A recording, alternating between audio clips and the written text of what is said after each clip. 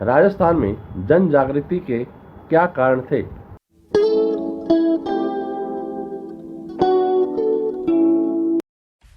Subscribe कीजिए हमारे channel को और बेल आइकन को दबाइए हमारी लेटेस्ट वीडियो सबसे पहले देखने के लिए। भूमिका। व्यापार के बहाने ईस्ट इंडिया कंपनी भारत आई। उसके साथ अन्य यूरोपीय जातियां भी आई, किंतु अंग्रेजों को अधिक सफलता मिली। अंग्रेजों को एक लाभ यह मिला कि मुगल बादशाह औरंगजेब की मृत्यु के बाद भारत छोटे छोटे राज्यों एवं रियासतों में बट गया। यह छोटे छोटे राज्य आपस में लड़ते रहते थे। राजाओं की आपसी फूट का लाभ उठाकर ईस्ट इंडिया कंपनी ने भारत पर अपना शासन स्थापित कर लिया। लॉर्ड डलहौजी ने शासनकाल में देशी रियासतों में अंग्रेज रेजिडेंट का प्रभाव बढ़ गया और रेजिडेंट सुरक्षा कर्ज तथा दत्तक पुत्र का बहाना बनाकर देशी रियासतों को हड़पने लगे। इससे नाराज होकर कई राजा एवं जागीरदार भी अंग्रेजी शासन को समाप्त करने के लिए तत्पर हो उठे। अखिल भारतीय स्तर पर जहां 1857 ईस्वी में क्रांति का बिगुल बज उठा, तो उसमें मंगल पांडे, झांसी की रानी लक्ष्मीबाई व तात्या टोपे जैसे क्रांतिकारियों ने हुंकार भरी। उसी ज्वाला की एक चिंगारी राजस्थान में भी भड़क उठी तथा राज्य की जनता ने उत्साह के साथ क्रांतिकारियों को क्रांति में सहयोग दिया। राजस्थान में जन जागृति के कारण किसी भी देश में राजनीतिक चेतना आकस्मिक घटना का परिणाम नहीं होती। इसके लिए दीर्घकाल तक साधना और प्रयत्न करने पड़ते हैं। इस नव राजनीतिक चेतना के कुछ प्रेरक तत्व निम्न प्रकार हैं। नंबर 1, स्वामी दयानंद सरस्वती व उनको प्रभाव। आर्य समाज के संस्थापक स्वामी दयानंद सरस्वती स्वदेशी व स्वराज्य का शंख फेंकने वाले पहले समाज सुधारक थे। 1865 ईस्वी में वह करौली, जयपुर व अजमेर आए। उन्होंने सब धर्म, स्वदेशी, स्वभाषा व स्वराज्य का सूत्र दिया, जिसके शासक व जनता ने सहर्ष अनुमोदित किया। 1888 से 1890 ईस्वी के बीच आर्य समाज की शाखाएं राजस्थान में स्थापित की गई एवं वैदिक मंत्रालय नामक छापाखाना अजमेर में स्थापित किया गया। 1883 ईस्वी में स्वामी जी ने उदयपुर में परोपकारिणी सभा की स्थापना की, जो बाद में अजमेर स्थानांतरित हो गई। इस प्रकार स्वराज्य के लिए प्रेरणा देने का प्रारंभिक कार्य आर्य समाज ने किया। नंबर 2, समाचार पत्रों व साहित्य का योगदान। राजनीतिक चेतना के प्रसार में समाचार पत्रों का योगदान उल्लेखनीय है।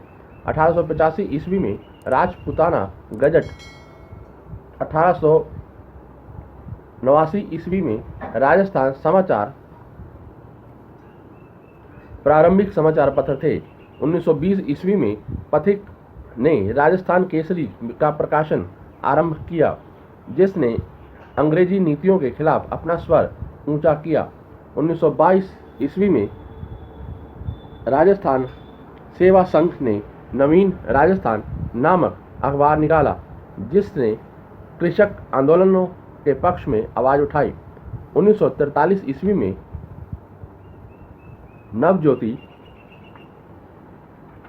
1939 ईस्वी में नवजीवन, 1935 ईस्वी में जयपुर समाचार, 1943 ईस्वी में लोकवाणी इत्यादि समाचार पत्रों ने राष्ट्रीय स्तर पर राजस्थान की समस्याओं व आंदोलनों का खुलासा किया।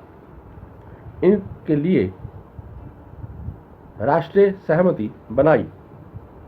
इसी प्रकार ठाकुर केसरी सिंह बारहट, जय नारायण व्यास, पंडित हीरालाल शास्त्री की कविताओं में देश प्रेम अपनी चरम सीमा पर परिलक्षित होता है। अर्जुन लाल सेठी की कृतियों ने वैचारिक क्रांति उत्पन्न की। इस संदर्भ में महाकवि सूर्यमल मिश्रण द्वारा रचित वीर सतसई का उद्धरण विस्मृत नहीं किया जा सकता है, जिसमें वीर रस व स्वदेश प्रेम का अनूठी सम्मिश्रण है। नंबर 3, मध्य वर्ग की भूमिका। यद्यपि राजस्थान का साधारण मनुष्य भी विद्रोह की सामर्थ्य रखता था, फिर भी एक योग्य नेतृत्व उसे मध्य वर्ग से ही मिला, जो आधुनिक शिक्षा प्राप्त था। यह नेतृत्व शिक्षक, वकील व पत्रकार वर्ग से आया। जय नारायण व्यास, मास्टर भोलानाथ, मेघराम वैद्य, अर्जुन लाल सेठी, विजय सिंह पथिक आदि इसी मध्यम वर्ग के प्रतिनिधि थे। नंबर 4, प्रथम विश्व युद्ध का प्रभाव। राजस्थान के लगभग सभी राज्यों की सेनाओं ने प्रथम विश्व युद्ध में भाग लिया। जो सैनिक लौट कर आए, उन्होंने अपने अनुभव बांटे। नई वैचारिक क्रांति से राजस्थान के कई लोगों ने को परिचित कराया।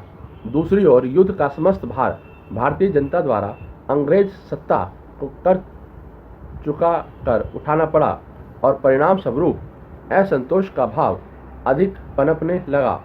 नंबर 5, बाह्य वातावरण का प्रभाव। राजस्थान शेष भारत में चल रही राजनीतिक गतिविधियों से अनभिज्ञ नहीं था। राष्ट्रीय स्तर के नेताओं व उनके कार्यक्रमों का प्रभाव यहाँ भी पड़ा। जहाँ एक और हरिभाऊ उपाध्याय व जमनालाल बजाज जैसे लोग गांधीवादी नीतियों का अनुसरण कर रहे थे,